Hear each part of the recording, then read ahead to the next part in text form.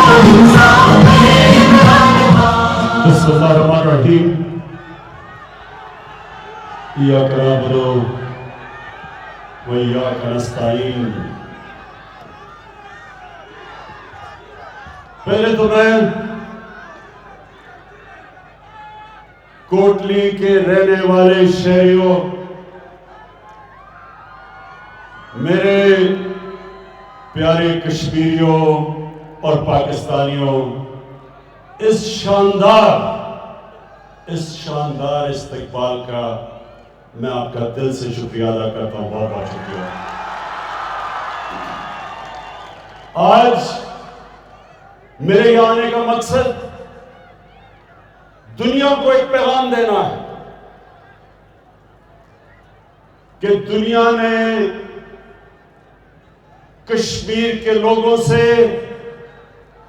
1948 میں وعدہ کیا تھا، یونائٹڈ نیشنز کی سیکیورٹی کونسل کی ریزولوشنز کے مطابق کشمیر کے لوگوں کو حق ملنا تھا اپنے مستقبل کا فیصلہ کرنے کے لیے۔ تو آج میں یہاں آیا ہوں سب سے پہلے تو دنیا کو یاد کرانا کہ وہ جو حق دیا گیا تھا کشمیر کے لوگوں کو، وہ وعدہ پورا نہیں ہوا، جبکہ یہی یونائٹڈ نیشنز کی سیکیورٹی کونسل نے ایسٹ ٹیمور، انڈونیشیا، ایک مسلمان ملک کا ایک جزیرہ تھا، وہاں کرسچن زیادہ تھے، ان کو وہی حق ایسٹ ٹیمور کو دیا گیا اور وہ بڑی جلدی پورا کیا گیا، ریفرینڈم کروایا گیا اور ان کو آزاد کر دیا۔ تو میں آج یونائٹڈ نیشنز کو یاد کرانا چاہتا ہوں۔ میں نے یونائٹڈ نیشنز کی جنرل اسمبلی میں بھی یاد کروایا، آج بھی کرا رہا ہوں اور ہمیشہ یاد کراؤں گا کہ آپ نے اپنا حق پورا نہیں کیا، آپ نے جو وعدہ تھا وہ پورا نہیں کیا۔ اور دوسری چیز میں کشمیر کے لوگوں کو یہ کہنا چاہتا ہوں کہ انشاءاللہ جب یہ آپ کو آپ کا حق ملے گا، کشمیر کے لوگوں کو مقبوضہ کشمیر اور آزاد کشمیر، کہ جب آپ اپنی مستقبل کا فیصلہ کریں گے اور کشمیر کے لوگ انشاءاللہ جب پاکستان کے حق میں فیصلہ کریں گے، میں یہ بھی آج کہنا چاہتا ہوں کہ اس کے بعد پاکستان کشمیر کے لوگوں کو وہ حق دے گا، ان کو وہ رائٹ دے گا کہ آپ آزاد رہنا چاہتے ہیں یا آپ پاکستان کا حصہ بننا چاہتے ہیں، یہ آپ کا حق ہوگا۔ میں آج دوسری وجہ سے یہاں اس لیے آیا ہوں کہ میں مقبوضہ کشمیر کے لوگوں کو ایک پیغام دینا چاہتا ہوں، اور جس طرح بھی میرے سے پہلے وزیر خارجہ نے کہا کہ سارا پاکستان آج مقبوضہ کشمیر کی عوام کے ساتھ کھڑا ہے، لیکن صرف سارا پاکستان ہی نہیں آپ کے ساتھ کھڑا، مسلمان دنیا آپ کے ساتھ کھڑی ہے۔ اگر مسلمان حکومتوں میں کسی بھی وجہ سے، کسی کی وجہ سے بھی اگر وہ آپ کو آج سپورٹ نہیں کر رہی، یہ میں آپ کو یقین دلاتا ہوں کہ ساری مسلمان دنیا کی عوام مقبوضہ کشمیر کے لوگوں کے ساتھ کھڑی ہے۔ بلکہ میں اس سے بھی آگے جاتا ہوں، وہ لوگ جو مسلمان بھی نہیں، لیکن جو انصاف پسند ہیں وہ بھی سب آج سمجھتے ہیں کہ کشمیر کے لوگوں کو وہ حق دینا چاہیے جو یونائٹڈ نیشنز نے وعدہ کیا تھا۔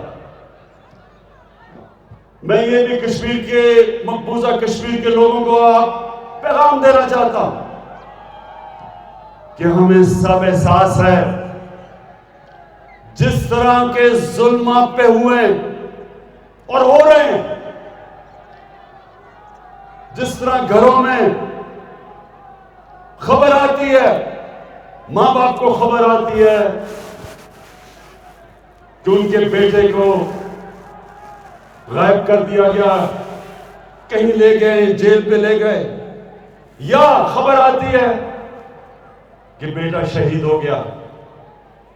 میں آپ کو ایک باپ ہوتے ہوئے یہ کہنا چاہتا ہوں کہ ہم سب کو پتہ ہے کہ آپ کے اوپر کیا گزرتی ہوگی، کس قسم کی تکلیفوں کا آپ سامنا کر رہے ہیں، کس قسم کے ظالم کا آپ مقابلہ کر رہے ہیں اور کھڑے ہیں آپ۔ میں یہ بھی آپ کو کہنا چاہتا ہوں کہ میرے میں جتنی بھی ہمت ہوئی، ہر فورم کے اوپر میں آپ کی آواز بلند کروں گا اور کر رہا ہوں اور کرتا رہوں گا، چاہے یونائٹڈ نیشنز ہو، چاہے دنیا کے لیڈرز ہوں، یورپین یونین کے لیڈرز ہوں، برطانیہ کا جو پچھلا امریکہ کا صدر تھا، 3 دفعہ اس سے میں نے تاکید کی کہ کشمیر کا مسئلہ حل کرے۔ میڈیا کے اوپر آپ کی آواز اٹھاؤں گا۔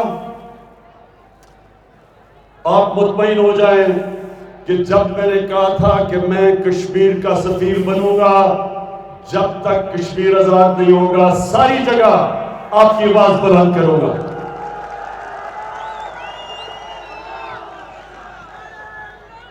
میرے کوٹلی کے شہریوں، میں اب آپ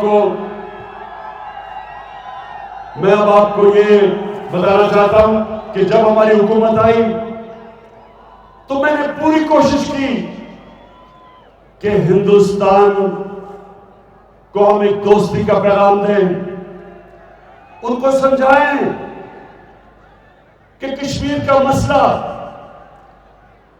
یہ آپ کے ظلم سے نہیں حل ہوگا۔ دنیا کی تاریخ یہ بتاتی ہے کہ کوئی بھی دنیا کی طاقتور فوج ایک آبادی کے خلاف نہیں جیت سکتی۔ جب ایک قوم ساری کھڑی ہو جائے، بڑی سے بڑی فوج دنیا کی تاریخ ہمیں بتاتی ہے کہ فیل ہو گئی۔ امریکہ سپر پاور ویتنام میں نہیں جیت سکا، 30 لاکھ لوگوں کی قربانی دی ویتنام کے لوگوں نے اور آخر آزاد ہو گئے۔ سپر پاور نہیں جیت سکی۔ افغانستان کی تاریخ بتاتی ہے کہ کتنی سپر پاورز آئی افغانستان میں، لیکن ایک آبادی کے خلاف کوئی سپر پاور نہیں جیت سکتی۔ الجیریا میں فرانس نے کتنا ظلم کیا، لیکن آخر آبادی کے خلاف فرانس نہیں جیت سکا۔ ہندوستان 9 لاکھ فوج لے آئے، زیادہ بھی فوج لے آئے، لیکن وہ ایک آبادی ہے کشمیر کے لوگوں کی جو آپ کی غلامی قبول کبھی نہیں کرے گی۔ جو بچہ پیدا ہوتا ہے کشمیر میں، اس کے بھی دل میں سب سے پہلے آزادی کا جذبہ جاتا ہے۔ جتنے مرضی جو مرضی آپ کریں کشمیر پہ، 1 لاکھ کشمیری شہادت دے چکے ہیں۔ میں آج ہندوستان کو کہتا ہوں کہ یہ آپ کبھی جیت سکتے ہی نہیں۔ جب ایک آبادی مانتی نہیں ہے آپ کو، اور جو تھوڑے سے لوگ کشمیر میں ہندوستان کی حمایت کرتے تھے، جب سے 5 اگست سے جو آپ نے ظلم کرنا شروع کیا، لاک ڈاؤن کیا، کرفیو لگائے، وہ بھی تھوڑے سے لوگ آج آزادی چاہتے ہیں۔ کوئی کشمیر کا سیاستدان جو پرو انڈیا ہو، میں آج آپ کو لکھ کے دیتا ہوں کہ وہ کبھی ووٹ جیت ہی نہیں سکتا، الیکشن ہی نہیں جیت سکتا کشمیر میں۔ اس لیے میں نے جو پہلے آپ سے نریندر مودی میں نے کوشش کی تھی آتے ساتھ ہی کہ ہم اپنے تعلقات ٹھیک کریں اور کشمیر کا مسئلہ حل کریں ڈائیلاگ کے ذریعے، یونائٹڈ نیشنز کی ریزولوشن کے تحت ہم حل کریں۔ میں پھر سے آپ کو کہہ رہا ہوں کہ اور کوئی دوسرا راستہ نہیں ہے۔ میں نے جب آپ کو تب کہا تو مجھے سمجھ نہیں آئی، شروع میں مجھے سمجھ نہ آئے کہ یہ کیوں نہیں میرے ساتھ آگے بڑھ رہے، ڈائیلاگ کیوں نہیں کر رہا۔ پھر جب پلوامہ ہوا اور پلوامہ کے بعد جب بالا کوٹ پہ ہندوستان کے جیٹ نے آ کے ہمارے درختوں کو شہید کیا،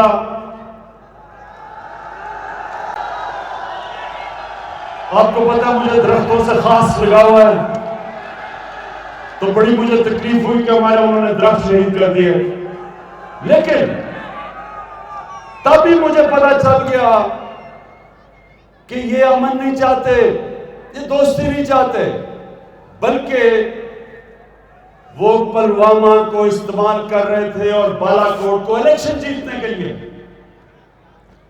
اور وہ جو ان کے ایک صحافی گوسوامی، اس کی جو منظر عام میں آیا، پتا چلا کہ پہلے سے پلان کیا ہوا تھا کہ انہوں نے حملہ کرنا چاہے، اور میں کہتا کیا کہ ہمارا پلوامہ سے کچھ نہیں تھا، پاکستان پلوامہ کے پیچھے نہیں تھا، لیکن پہلے سے پلان کیا تھا کہ بمباری کریں گے، اس کو استعمال کریں گے الیکشن جیتنے کے لیے۔ پھر منظر عام میں کیا آیا؟ یورپین یونین کی ڈس انفارمیشن لیب، پتا چلا کہ 600 انہوں نے فیک سائٹس بنائی ہوئی تھی، فیک اکاؤنٹس کی، جس میں سے پروپیگنڈا چل رہا تھا پاکستان کی فوج کے خلاف اور عمران خان کے خلاف۔ تو ہم دوستی کر رہے تھے، آپ جڑیں کاٹ رہے تھے ہماری، لیکن آج اب سب کے سامنے جو RSS کا ایجنڈا تھا، جو ان کی آئیڈیالوجی تھی، وہ سب کے سامنے ہے، منظر عام پہ۔ میں نے ہر فورم پہ کہا کہ جب بھی کوئی RSS جس طرح کا ایجنڈا لے کے آیا، ہمیشہ اصل نقصان اپنے ملک کو کروایا۔ آج ہندوستان میں حالات دیکھیں، ملک تقسیم ہوا ہے۔ اصل میں RSS کی آئیڈیالوجی نے سب سے زیادہ نقصان ہندوستان کو پہنچایا اور پہنچائے گا۔ آج ہندوستان کے کسان نکلے ہوئے ہیں، مسلمانوں کے جو حالات ہیں وہ سب کے سامنے ہیں، جو انہوں نے 2 سٹیزن شپ کی لیجسلیشن لے کے آئے، مسلمان علیحدہ تنگ، کسان علیحدہ تنگ، جو اقلیتیں ہیں ہندوستان کی وہ سب لوگ ڈری ہوئی ہیں، کیونکہ اس طرح کی آئیڈیالوجی تھوڑی دیر کے لیے تو فائدہ پہنچا دیتی ہے، الیکشن بھی جتا دیتی ہے، لیکن اس کے بعد معاشرے کا سب سے زیادہ نقصان اس طرح کی فیشسٹ آئیڈیالوجی کرتی ہے۔ ہمارے نبی صلی اللہ علیہ وسلم رحمت العالمین تھے، انسانوں کے لیے رحمت بن کے آئے تھے، رحمت المسلمین نہیں تھے، سب انسانوں کے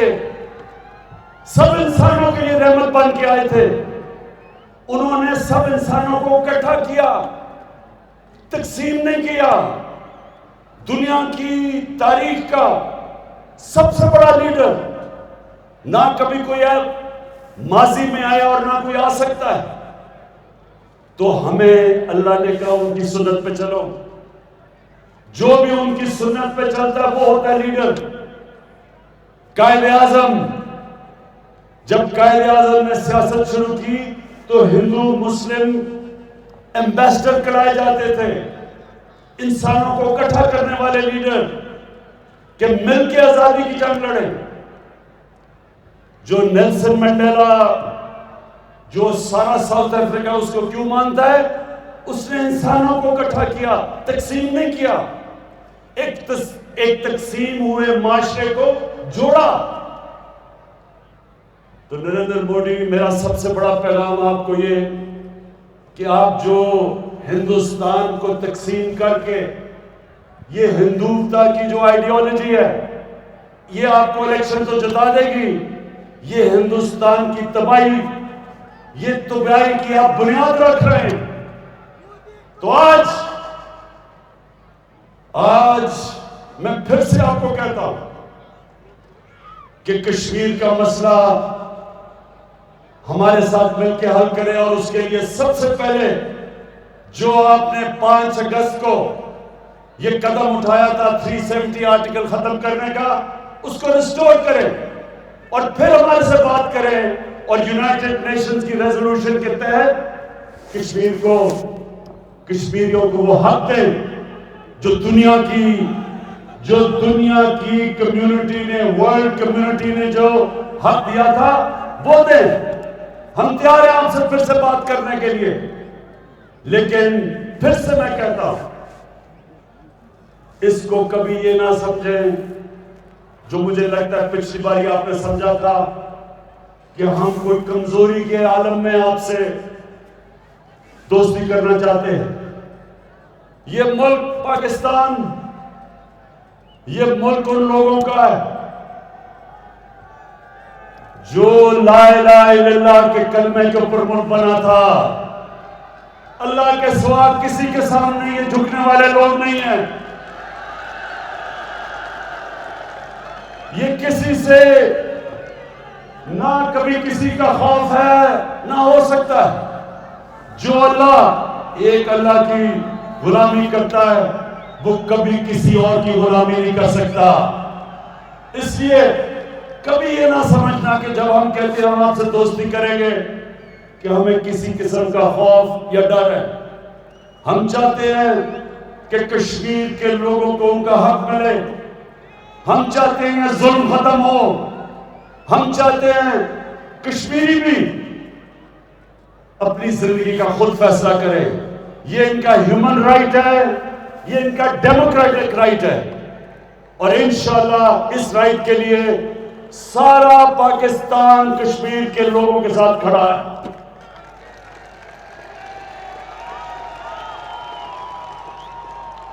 میں آخر میں جو بات کہنا چاہتا ہوں وہ یہ کہ کیونکہ میں اپنے نبی صلی اللہ علیہ وسلم کی سنت پہ چلنے والا ہوں، میری بھی پوری کوشش ہے کہ میں سارے اپنے پاکستانیوں کو اکٹھا کروں، یونائٹ کروں، اپنے سارے صوبوں کو اکٹھا کروں. جو ہمارے علاقے پیچھے رہ گئے ہیں ان کی مدد کروں. جس طرح لائن آف کنٹرول میں لوگوں کو مشکل وقت سے گزرنا پڑتا اور یہ بمباری کرتے ہیں، خاص طور پہ میں ان کو پیغام دینا چاہتا ہوں کہ ہم آپ کی پوری مدد کریں گے. آپ کے لیے میں نے پورا پیکج تیار کیا ہوا ہے کہ وہاں یہ جو بمباری کی وجہ سے ڈسلوکیشن ہے انشاءاللہ آپ کے ساتھ ہم کھڑے رہیں گے.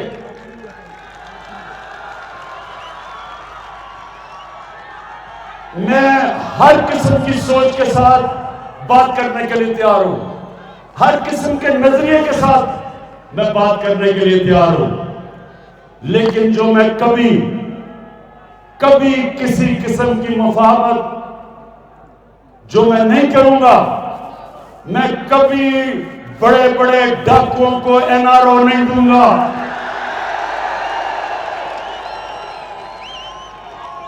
ہمارے نبی صلی اللہ علیہ وسلم، ان سے کسی نے پوچھا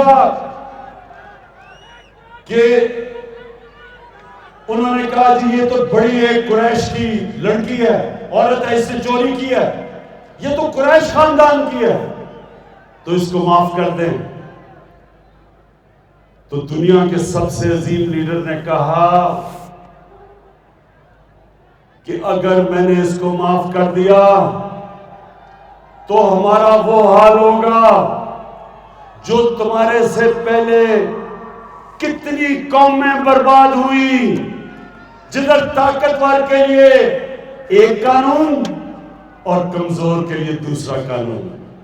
میں کبھی چھوٹے چوروں کو جیلوں میں ڈالوں اور بڑے ڈاکوں کو این آر او دوں، یہ میں کبھی نہیں کر سکتا۔ یہ جو مظفر آباد میں سب جمع ہوئے ہیں، آج میں ادھر سے سن لیں میری بات کہ آپ نے لانگ مارچ کرنی ہے، بشک لانگ مارچ کریں۔ آپ نے لانگ مارچ جدھر بھی کرنی ہے، میں آپ کی مدد کروں گا آپ کرنے کے لیے۔ لیکن اگر آپ الٹا بھی لٹک جائیں، نعرہ نہیں دوں گا۔